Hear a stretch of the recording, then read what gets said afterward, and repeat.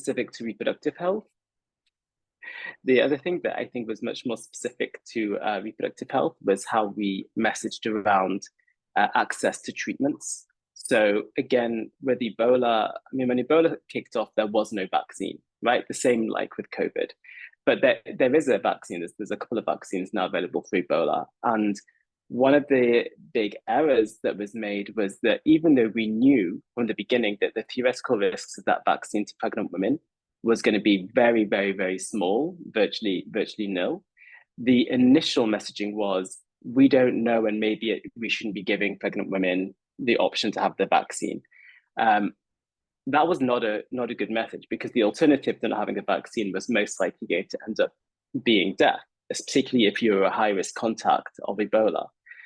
With COVID, we went through, it was like we had to go through the same motions again, right? The vaccine came, and the original message was, we don't know whether or not we should be offering it to pregnant women. And even though pregnant women were, particularly in the first couple of waves of COVID, when there wasn't that immunity around, a high-risk group, and we had, in intensive care units, we had women in their third trimester, our labor wards were full with women who were really becoming very unwell with COVID. And yet they had this mixed messaging on whether or not they should have access to the vaccines and whether or not they should have access to the new treatments that were coming on board. And so in that way, they were sort of left out and left behind. And so I think when we look at Mpox now, and Mpox, of course, is, it's not a new disease, but this is a new strain, and it's a new presentation as the way we're seeing it now. In this current outbreak, we know that it's affecting more women and children than the previous one, which was mostly spreading, the last pandemic, which was mostly spreading amongst MSM sexual networks.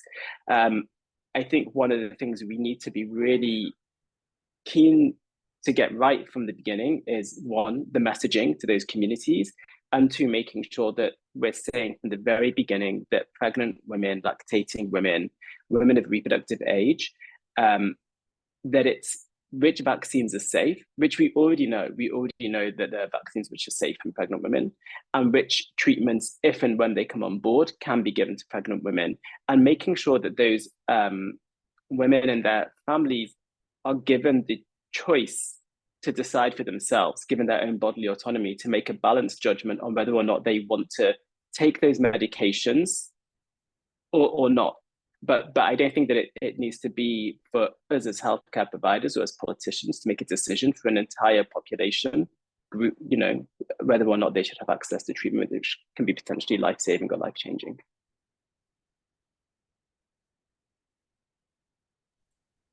Yeah, just to express my frustration reading the book, like I was so upset with the bureaucracy of it, but I feel like others probably would have comments on this. Anyone? Or are you actually shy? Johan, I'm good. Oh yes, Ellie, let's go. Sorry. I was just looking at some of my highlights before, and you mentioned, Benjamin, something about being asked to jump through, like, past the basics to do things which are shiny and sexy, and I feel like that happens quite a lot in the, like, politicization. Is that the right way to say it? Politicization of like a pandemic approach, when regulators and politicians become involved. And I wonder whether you have any kind of insights into how to avoid that, because I imagine there's a lot of things which need to happen which aren't as exciting for, like, people donating money, or that are really boring logistical things which are necessary to effectively respond, and maybe that weren't done very well in COVID or Ebola. Yeah, thanks for the question. I mean, I think you're totally right that this is it's a problem that's, I think, pervasive beyond epidemics and pandemics. I think that we see it, at least from my experience in the humanitarian sector, I think we see it in almost all humanitarian crises. that there is sometimes, not always, but sometimes there is this attraction to doing to being the new kids on the block, to doing the new things, to doing something which other people haven't done before, to show that you are cutting edge. And to be fair, there is a place for that, right? We need innovation, and we need to be able to develop new approaches and be able to move forward.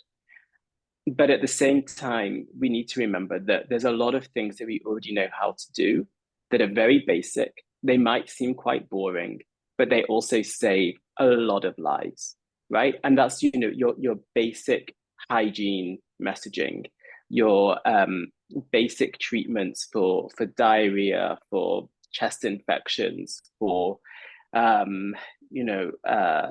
maternal health care, which often gets almost left behind. And I think, and this is just sort of my perception of it, is that there is an element, that there's a group of people that feel like that, oh, this has all been seen before and said before, so it doesn't separate us from the crowd.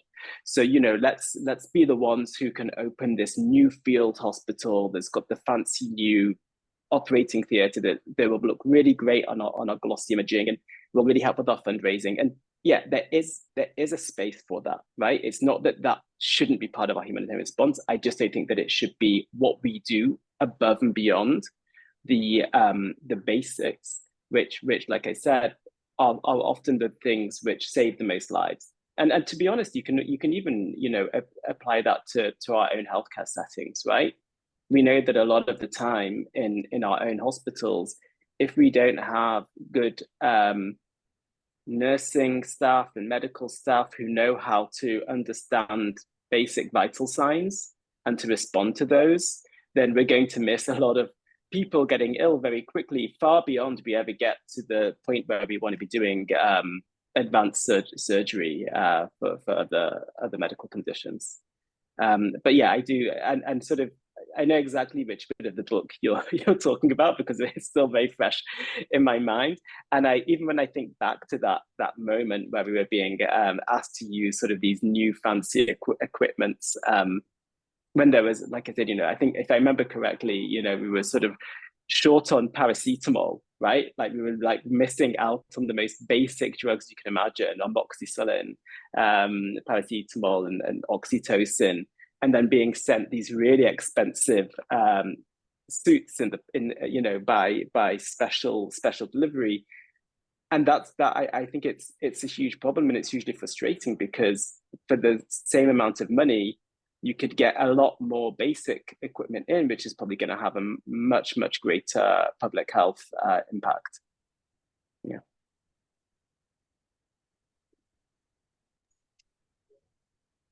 I feel like I have. Oh, sorry, Johan. Yeah. I have two things. First, like one tips I just got in. There is another Swedish doctor who is active in the EECC network. It's Essential Emergency and Critical Care.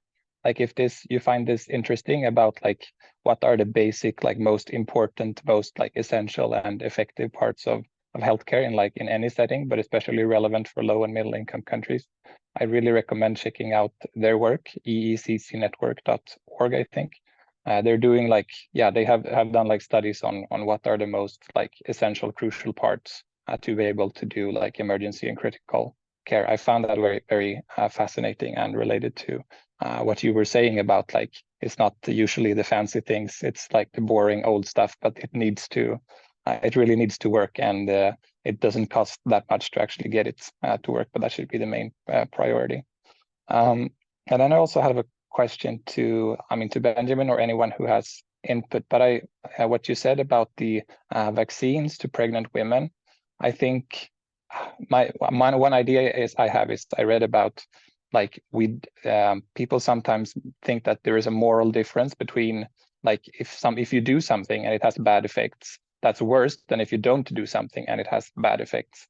Do you think that could be something that is like come into play here? Like if the vaccine would have like some adverse effects, you would be blamed for that, even if the good effects, or like it could have avoided much more like bad effects. Yeah.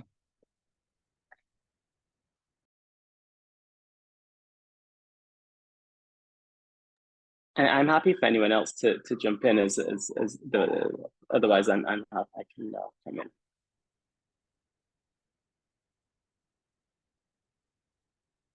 Maybe I can answer a little bit with your question. I think so. I think sort of what you're referring to is almost, you know, the principle of do no harm, right? And I stand by that principle. I think it's a very important medical principle and shouldn't be overlooked. There is something about not doing something to someone when it might have a negative effect. I think what's unique for pregnant women is who is it that you're not doing it for, right? So when you're talking about, let's say, Ebola, a disease with a very high mortality. So for pregnant women, you know, certainly during the West African outbreak, we were looking at around a 75% mortality for pregnant women. Okay. And if your decision not to offer them the vaccine is because you're concerned that that vaccine might have a theoretical chance of causing a miscarriage or causing some sort of congenital abnormality, you're prioritizing the fetus over the woman. Now, I don't need to tell, I think everyone on this call is medical. You know, if a pregnant woman dies, guess what? The harm to the fetus is a lot worse than the risks that you might have from a vaccine. So yes, there is the principle of do no harm, but for pregnant women, we've got to remember who is it that we're talking about. And this is where I think we've had real challenges. This is it's not just for vaccines, it's also been for experimental medications or new therapeutics coming online. And that's why I sort of take it back to bodily autonomy and patient choice. That I think, you know, we forget sometimes that pregnant women are the same as all our other patient groups. They, you know, we can present them with the information, we can present them with the risks and the benefits, and allow for a balanced judgment and a decision for them to take on their own body. And you know, I think that most people sensibly, if they were given the information on, you know, well, look, these are the risks and the benefits of having a treatment which could save your life versus it might, we don't know, because a lot of the time it is, you know, we don't know, it might have an effect on the pregnancy, but we don't know. A lot of them are gonna, you know, I would have assumed take the decision that saving their life is going to be in the best interest to any pregnancy they have, and also their pre-existing children that they have. You know, if a woman dies, then their pre-existing children's lives are also going to be completely altered for the rest of their life course. So this is where I think it's quite a unique situation. But I'm very, you know, I think it'd be great to hear from other people on the call as well.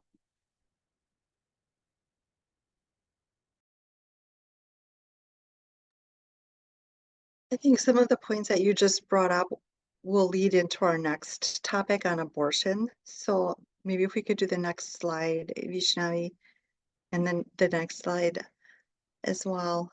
Here's a quote from the book that I really enjoyed. If the woman survived Ebola and remained pregnant, management became more complicated. Pregnancies stayed highly positive even if the miscarriage occurred several weeks after the mother was cured, and there was virtually no possibility of a healthy live birth. There were also further risks to consider: community workers being exposed if delivery took place in an uncontrolled setting, and unreliable access to health care if the women were to have complications later. Regardless of one's stance on a woman's right to choose, the context before us needed special consideration: infection control, chains of transmission, maternal well-being, fetal viability, human rights, psychological and economic trauma, all collided together. And in the center, a person waiting. And I like in the book that you included so many things, and we don't have a lot of time, but I like that you had the kits in the room for women where they could take the pills and start the process. The mifepristone, I think. And I do like that you commented at one point on how you ran into some trouble with some legal trouble with law enforcement trying to get involved and saying, no, you can't supply this medication. And also swirling in my head are, the current situation in the United States, we're just like going backwards in time, and it's just happened so quickly. It's just shocking to me. And how we're having all of this anti-abortion legislation thrown at us, and we're already seeing effects on women and their care, especially in Texas. We're hearing stories of women going into the emergency in an emergency situation. For example, there's been a woman with an ectopic pregnancy, and then no one wants to touch the woman because we don't know, will we get in trouble? Will the provider be in trouble for helping this woman? Is that considered an abortion? And obviously, if it's an ectopic pregnancy, I mean, it's a similar situation. The baby won't survive anyhow.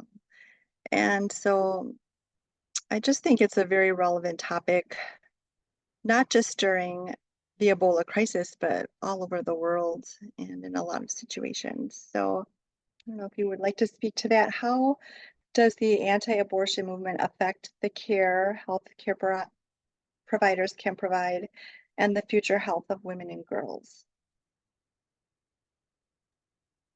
Sure. Well, first of all, thank you. Thank you very much for sharing your own reflections on what is, I think, a very challenging time for all of us in providing healthcare, which of course includes abortion care and reproductive health care. And I'd say that in regards to the question, I would even expand it and say that it's not only the future of health for women and girls. I think it's the future of health for all of us. And I can, going back to what I was saying, when we think about the lasting harm that unsafe abortion has, which is ultimately where restrictive access and abortion care leads to, that is going to have negative consequences for everybody in society, right? For all of us. I think maybe to touch on sort of the humanitarian context, just briefly, in any humanitarian setting, we see that every aspect of reproductive health care is negatively impacted, right? And so it's, although in Belly Woman, I focus a lot on sort of the end part of that journey, on the labor and the birth, the complications of birth. There is, the negative impact that you will see from the militarization of society, the lack of ability for children to get to school, the economic downturns that will lead to increased commercial sex, transactional sex, and exploitation. And you'll also see, of course, the more difficult ways it is for people to access healthcare in general. So lack of access to contraception and abortion care. And usually, in most of these emergencies, the breakdown of society, you're also going to see an increase in sexual violence. And actually, this last, well, for a long time, I've been working with South Sudan, but particularly recently, I've been working with South Sudan, and we see this a lot, that, with this combination, you tend to see this high number of unintended or unwanted pregnancies, and an inability to access safe abortion care. And what do we see as the result of that is a very, very high number of unsafe abortions. And actually in Central African Republic, another long-standing protracted humanitarian crisis, has one of the highest maternal mortality rates in the world. If I remember correctly, I think it's considered the second or third highest in the world by the WHO. And the leading cause of maternal mortality in Central African Republic is unsafe abortion. It makes up, depending on which statistics you look at, it's making up somewhere between a quarter to a third of maternal deaths. That's huge, right? That's absolutely massive. And so what I worry about is that if you have countries which, on the one hand, we've got this huge movement to try and help push society forward in liberalizing our abortion laws and having a better understanding of why it's so important to ensure that women and girls in society have the freedom to choose. And it's, and of course, it's a holistic package. It's not just about being able to have safe abortion. It's also being able to have access to modern contraceptives, to having access to education, to understanding, to protection. But we have this movement on the one hand to try to bring this forward. And then on the other hand, as you've mentioned, in the US, and I'm by no means an expert on US abortion legislation, but it's so visible globally. You know, everything in the US is visible globally, talking about restricting and curtailing on abortion laws, that there is a risk that then gives legitimacy to these restrictions and risks it having much wider repercussions. And I think the other thing to mention with the US is that, of course, you know, the US is a huge donor for humanitarian aid around the world. And I'm sure many of you are familiar with, you know, what happens when the US changes from, you know, Democrat to Republican and back again, is that they start to put restrictions on how their international aid can be used. And part of that can include not allowing for that aid to be used on anything which may be either directly or indirectly associated with safe abortion care. And that, of course, has been shown to not only increase unsafe abortions, but also increase harm to women and girls. But again, I think it's a topic which I'm sure plenty of people on the call have their own thoughts and feelings, and I'd be very happy to hear what other people think about it. I'm just going to target people at this point. Marie, it's you. But what a sobering fact, and makes me feel like we need to have independent organizations, especially for directing aid to such causes, so that it doesn't really change alliances with different political parties shifting. Don't know how feasible that is, but yeah, I'll let Marie take the ball. I was thinking of something someone has told me recently about, I don't know if it's confidential, so I'll just say a charity which is working on basically providing access for free access to contraceptives and knowledge about how to use them, what you've also been talking about. So basically they are focusing on this work, and as a nonprofit organization, and they recently apparently had the situation where there was a large donation offered, but with the clear intention to basically with other intentions than they had. Like their intentions are, you know, family planning should be in the hands of women, they should, you know, be the ones making this decision and so forth. And this donor apparently had the intention to reduce, basically to have less people in African countries or something like this living, which is of course, and then they've been in this ethical dilemma where they were unsure if they should accept this donation or not, and I think it was a high amount. Yeah, and I don't know how they decided in the end, but then this also reminded me of, I think MSF is also accepting mostly only from individuals, I think, to allow them to be as, I think, as independent as possible and not associated, for example, with any you know, political tensions, especially because they operate in war zones. Yeah, these have been my thoughts.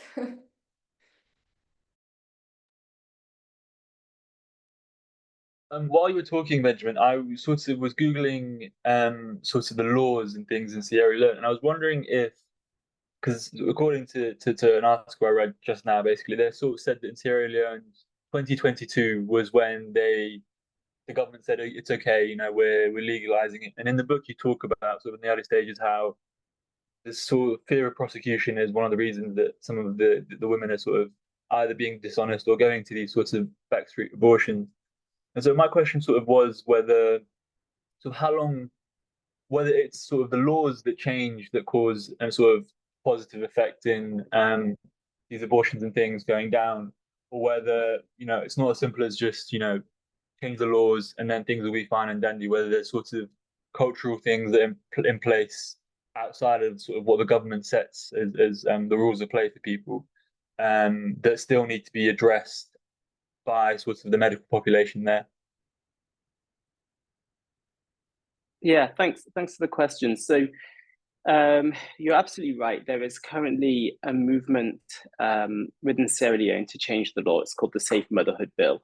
And there was last year a lot of headlines in newspapers that got excited about this. Unfortunately, it has not been passed.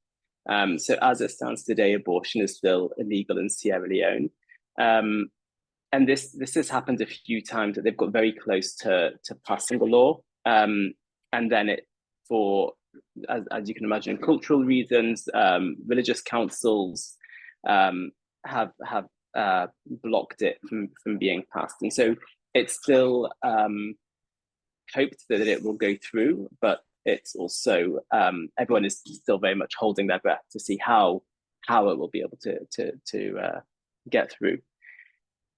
I think that what you would say though is very true. Let's say, for example, and it doesn't necessarily need to be Sierra Leone, but let's say, for example, that a law was passed and abortion was legalized, and it was a very liberal change in the law. Does that have an immediate effect? Not necessarily, because you still need to make sure that there is access to safe abortion care, and that there are people trained and providers, and who is given the power to provide that healthcare.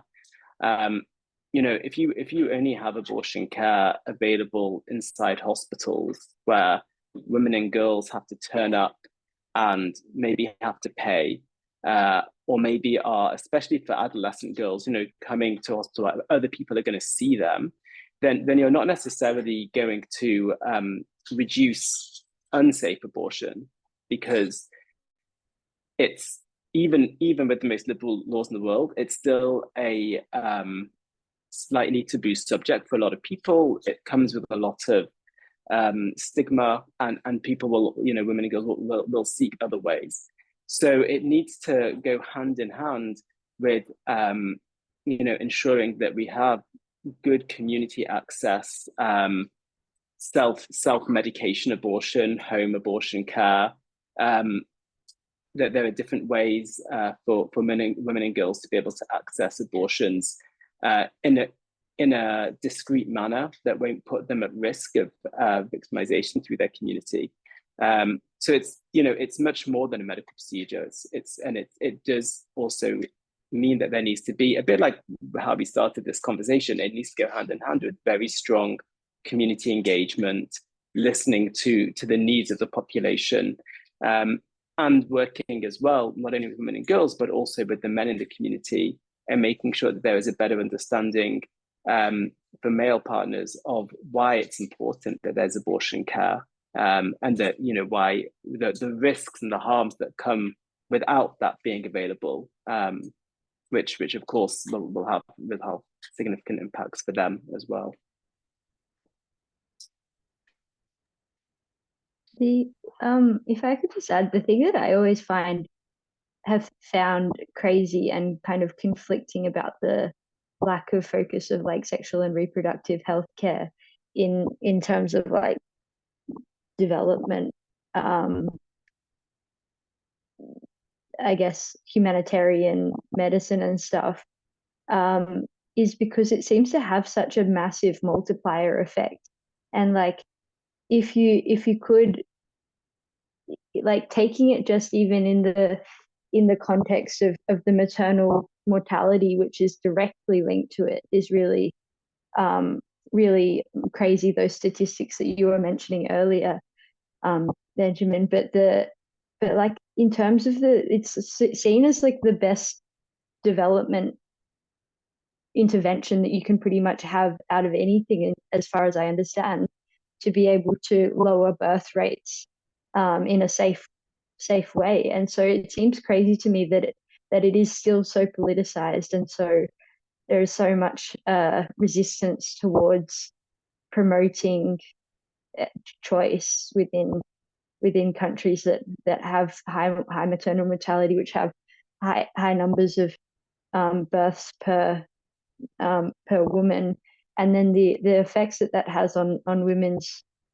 ability to have a career, have an income, and the ability of those children subsequently to thrive, and the like socioeconomic status of the country to increase. So I just yeah, I've always found that crazy, and I wonder whether there is an easy way to kind of address that, because it is such a taboo topic, and the some of the main charities that I know, like Mary Stopes, that do this kind of work are still pretty under the radar, in my opinion, or at least in my circles, that it's not really seen as like one of the, in EA, for instance, one of the big, like, effective charities that you could donate to. So I wonder whether anybody in like EA or yourself, Benjamin, has any thoughts about how we could improve that, and whether you do actually, whether you agree whether it is a really effective development intervention, or am I overstating it? Well, first of all, I have to say that I completely agree with you. I also find it crazy that it doesn't get more attention. And I also, and I spend a lot of time in my job and with my colleague who also works on this subject, talking about, you know, how odd we find it that it doesn't have a higher profile, and that there isn't more people jumping up and down about this, and we haven't been able to understand it either. It is quite shocking, and I think part of it maybe goes back to some of what we were talking about earlier on about what's considered new and exciting. So, you know, sexual and reproductive health versus the newest virus that's just been discovered, or the newest surgical intervention. But I think also a lot of it goes back to ignorance, and people not fully appreciating how big an impact it has on the whole of a society to ensure that sexual, reproductive, and maternal health care is part of our packages. I think the other thing is that although in some ways I talk about it as being quite basic, and some of it is, you know, so like ensuring that there's access to contraception, safe abortion care, some of it's also very complex. And ensuring that there is safe birth is in some ways one of the more complicated things that can be provided in a humanitarian setting. Because if you're going to do it well, you need to ensure that there is, you know, effective transportation mechanisms to hospitals, and hospitals that then function are able to provide blood transfusion, surgery, newborn care. And that is quite complicated, and that is can be quite expensive. Now, that's not to say that I don't think that's what we should be investing in. I absolutely do. But I do think that it's part of the logic when people are trying to put all their pieces together of what can they do in a resource constrained environment or in an immediate response. But I don't have the answer, because if I did, I would have tried to do something more about it. I think that though what part of the answer is going to be around advocacy, and I think that is both external advocacy, so speaking outwardly and trying to get as much as possible research done during acute emergencies that shows the impact that these emergencies have on sexual reproductive health outcomes, and then being able to put that out to the global community, so that people are much more aware that this is something which needs to be targeted and thought about from the very beginning of these crises, and onwards. But also alongside that, there needs to be internal advocacy, and that means very much educating inside humanitarian organizations and non-governmental organizations and other international bodies who we all, or at least I always did, assume know better, but often don't. And it's often making sure that they also are thinking from the beginning, what about women and girls? What about reproductive health care? And not, as often happens, it being an afterthought or being something which we'll deal with that in the next phase of the emergency, not the acute phase. And I think that the two have to go in tandem to be really effective. But yeah, if anyone has the solution, I'd be very happy to hear it, because we haven't figured it out yet. What I'm just thinking about, I don't know if this could be part of the problem, where I don't know if it's true, but potentially part of the global population thinks it's normal, that it's risky to be pregnant, and that it's normal that you can die when giving birth, and that there is basically mother and child mortality. And I don't know, also potentially in some countries or some regions, the lives of women and girls are considered less worthy, or less than of male equivalents.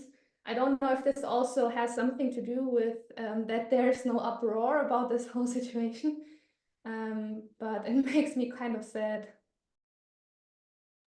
Yeah, I think one thing I'd say, Marie, because if I remember correctly, you said you're at the beginning of the book. Is that right? Yes. So you will get later on, in fact, because you just said the words about what that people consider it to be normal. So you will get later on into the third section of the book, there is a chapter called "Not Normal," and it speaks specifically to the frustrations that you are raising, well, I expect the chapter will probably frustrate you even more, because you'll feel my own frustrations as well. But you're absolutely right. There is this feeling sometimes, not just from the international community, but I think from within communities, that they are led to believe that this is a normal thing, that it's normal for people to die giving birth. And as you quite rightly say, not only is it not normal, it's virtually entirely preventable, right? We know how to stop people dying from childbirth. We know why they die, and we have all the tools, most of them being around for a very long time, to prevent those deaths from happening. Okay, but we have allowed it to become acceptable in some respects, and you can see that because in the most recent global study, and I'm sure that I think a couple of you who are coming from a more public health background will have seen this last year, the most recent WHO trends in maternal mortality, what they've shown is that we have hit stagnation. We are no longer reducing maternal mortality. And in some countries, we're actually seeing it go backwards and start to increase. And I think part of that is this this acceptance that we're doing everything that we can, or that we've got blasé, but the fight is still very much real, I would say.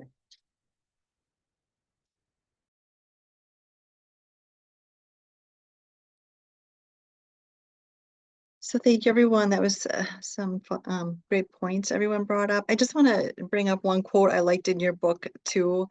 I don't have it in front of me, so I don't have it verbatim, but it was something like, what good is this hospital if there's no access to it? And I think that feeds into it too. Like sometimes there is this fantastic hospital here in Africa, but the women can't get to it. And even just that one section where you discussed trying to go from one location to another location in the rain, in the roads were so ruddy, it is just an ordeal just to get from one spot to the next sometimes.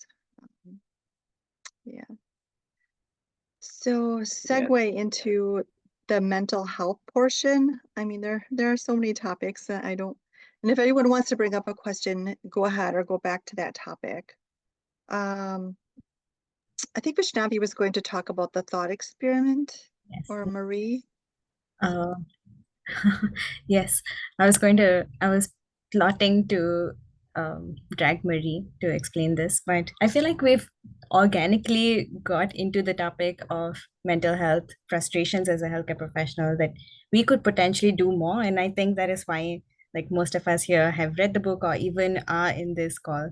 And maybe I'm being cautiously optimistic, but I feel that if enough of us are outraged enough, we could potentially effect a change.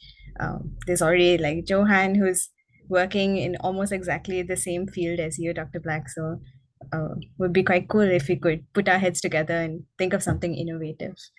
But I did think the drowning child thought has, I think most of my high med people, you guys know what this is, but for the rest, Sarah, Dr. Black, have you heard of this thought experiment?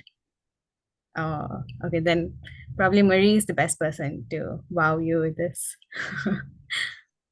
I can try to make it very short. Actually, also I have to unfortunately leave in a few minutes, but I can make it very short. So Peter Singer is a philosopher, I think from Australia, and he has been very influential, probably in many people, also on me. One point he came to our university in Cologne to give a talk, and this was super cool, and like so many people came.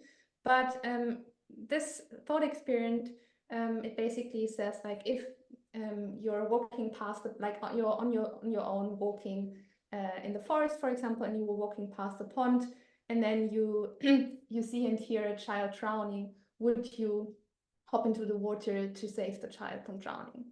And then most people probably would say yes. And then it goes on and asks, would you also hop into the pond if you wear an expensive suit of, let's say, $1,000, but you also still go there and save the child, even if it ruins your suit? And then most people would probably say, yes, of course I would. There's a child drowning.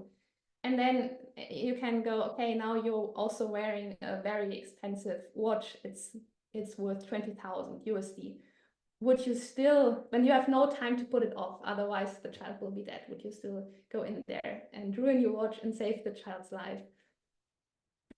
Most people would still be there, say, of course, child is more worth than my watch.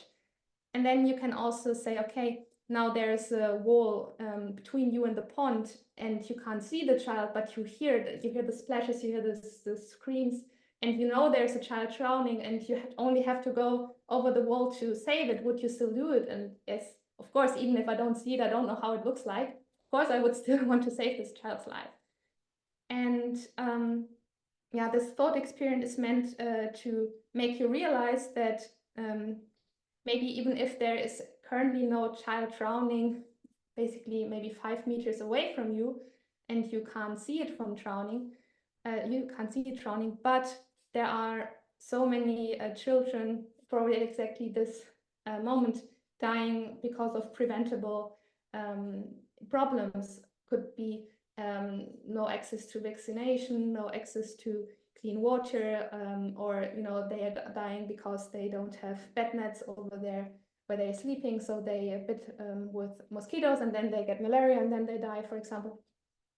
So and there are costs, like for example, I don't know if you know about GiveWell, but this is a charity, like basically a charity that is the whole purpose of this nonprofit is to evaluate other charities on their cost effectiveness in this, and they focus on global health, charities working in global health and saving human lives. And then they compare them and see how good is their work, for how much, basically, because we have limited resources, how much USD does each of these charities use to save one life? And then it goes with a lot of definitions. And yeah, and very established charities like the Anti-Malaria Foundation, for example, if I'm not mistaken, the probably current number roughly is 5,500 maybe USD to save one life. And I think one life means one life, like 30 years of full well-being, something like this. But does anyone correct me if I'm wrong?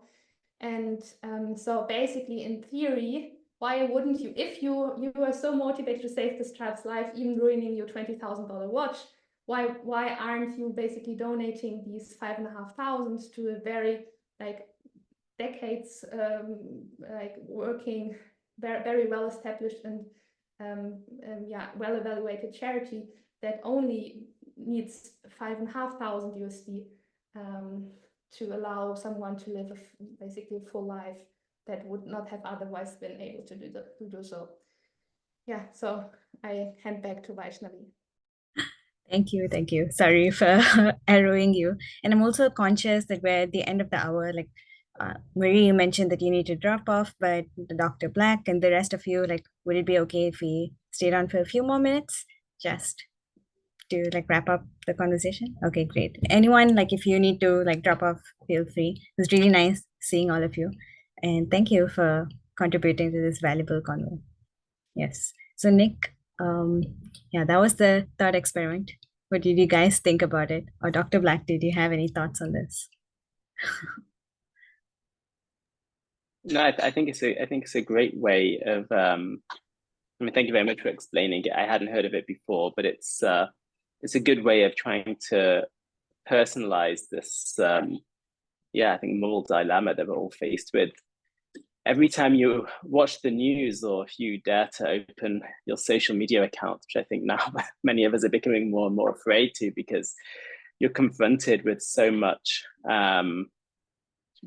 challenging things in the world, and there's often that feeling of, well, what can I do about it? And I certainly recognize that frustration. And I think I probably will borrow the thought experiment myself in the future. I'll look it up, because it's a very nice way of sort of ice breaking and getting people to think about these otherwise huge subjects. Talking about how do you reduce maternal mortality in a humanitarian setting is a very abstract topic for a lot of people to be able to relate to. But if you can bring it, like you do, to this, it's a child in a pond and you're standing there, then I think it's a much easier, more digestible way for someone to approach it. So no, thank you for sharing it. Yeah, I'm glad you like it. Usually I contextualize it also for like healthcare professionals whenever HiMed is having like a fellowship discussion. And I like putting doctors on the spot and asking this, like, you're on your way to like life-saving heart surgery that only you can perform. So what do you do? Like, do you go to the hospital and potentially save, like, let's say 10 lives, or do you stop and save this drowning child? It's quite important for context, and it's really hard to answer as well, which I believe you probably faced a lot. And I think you expressed this frustration so much in probably part 1 and part 2 of the book, especially. So this was one quote that Nick had put up. Nick, do you have any thoughts you want to expand on this? Just reading the book, and even during the discussion, I'm keep reminding how, like, these are such huge topics and these are new viruses, but it all just boils down to basics so often, which just amazes me. Like, how do we treat Ebola with fluids? It's just this basic stuff that we all know how to do, and it shouldn't be so hard, right? And I feel like the drowning child thought experiment too. It's like just seeing, like, if we could just see everyone as, I had this conversation with you, Vishnavi, another night, like, instead of seeing everyone as like, you're from this country, you speak this language, it's no, we're all one. And if we help the one, then we're helping everyone. I just feel like it's just amazing to me how these complicated problems and situations, it can just boil down to very basic things.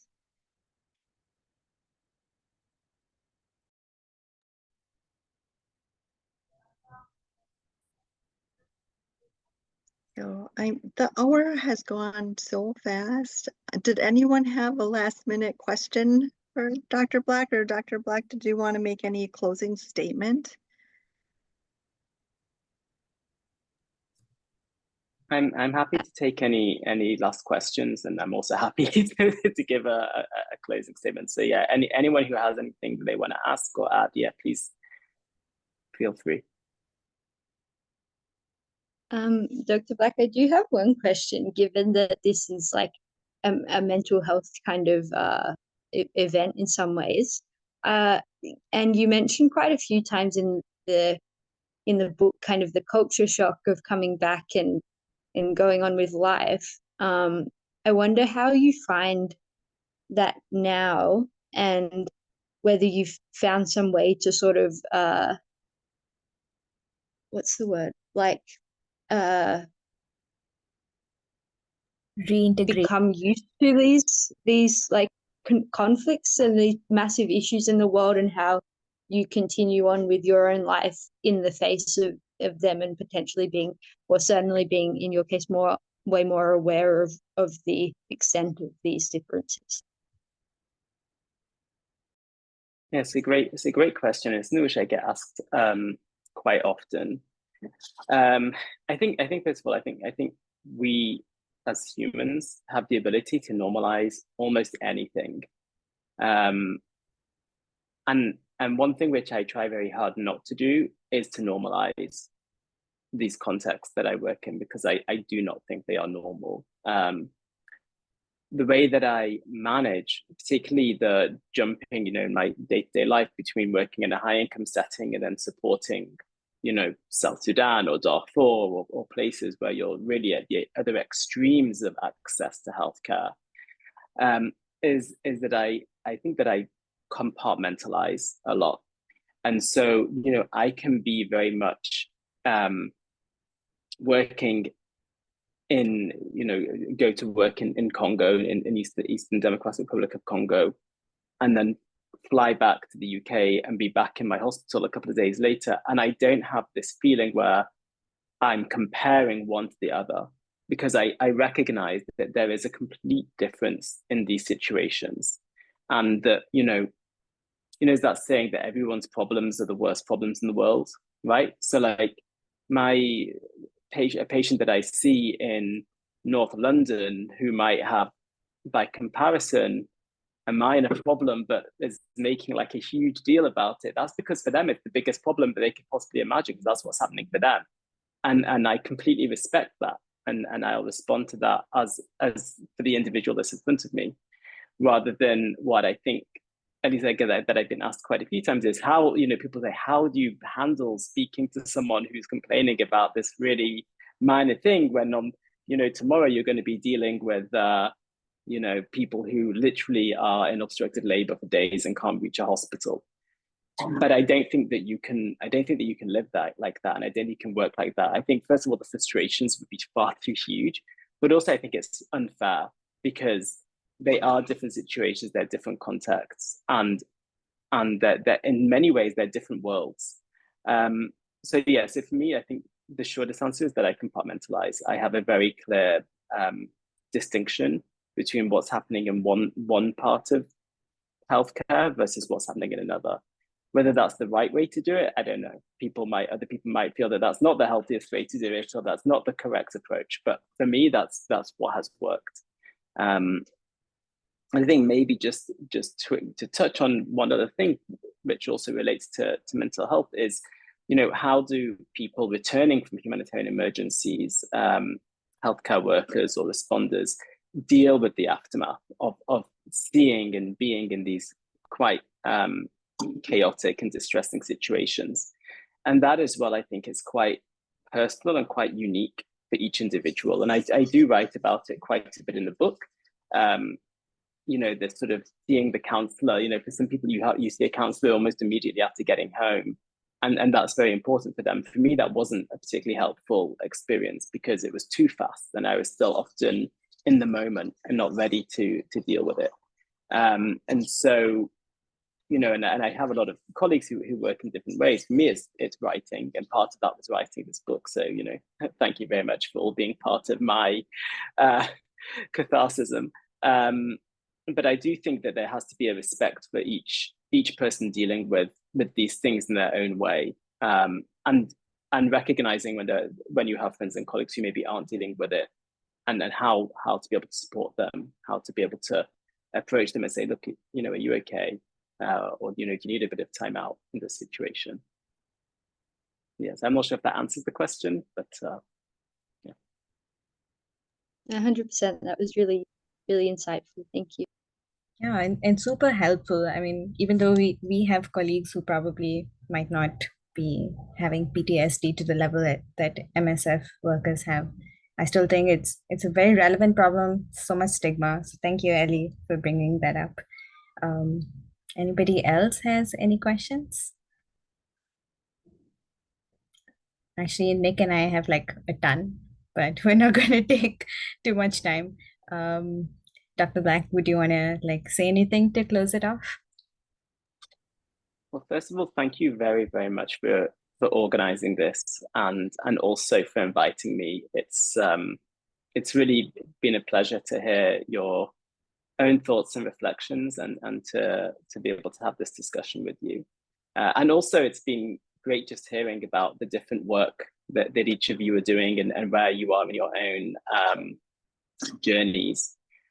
I suppose I would close with maybe one slightly cheeky ask, but it goes back to the message of advocacy. One of the key reasons that I wrote Belly Woman was to try to find a way to advocate for sexual reproductive health in humanitarian settings and to try to shine a light on a topic which I genuinely feel is not given enough attention and doesn't get enough public discourse.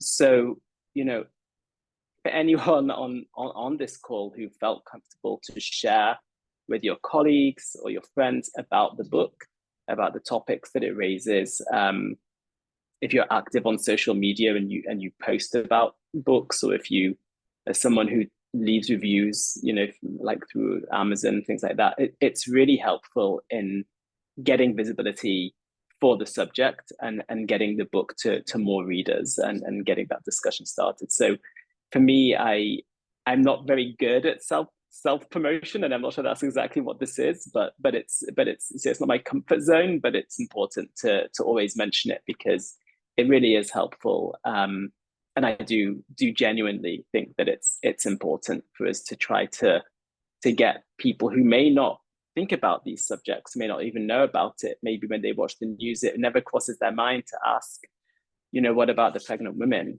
But hopefully, if they have exposure through what I hope is quite a readable book rather than a textbook, then that maybe will change for a few people. But genuinely, thank you very, very much, each of you, for taking the time on your weekend to discuss and to also to read the books.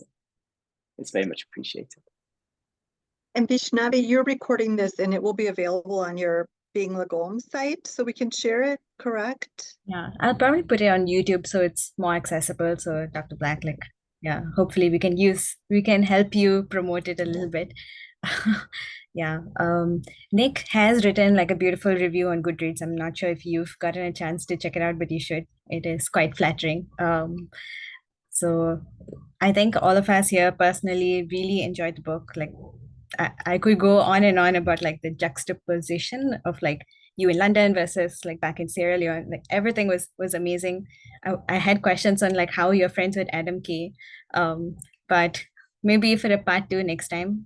We do have quite a few people who are in this field of work, whether in biosecurity, like Johan, Marie, high impact medicine, where we try to funnel people in medicine to more impactful careers. So I definitely think we can do something a lot more productive. Maybe if we can stay in touch, that would be amazing. I can also put you in touch with a few people who I think might be interesting for you to talk to. And yeah, let's get you more promotion, more marketing, more success. And thank you so much for your time.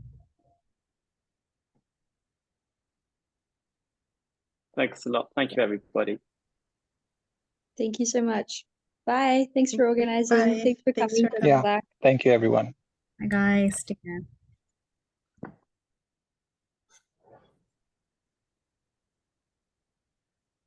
Sorry, can I understand if you're gonna have some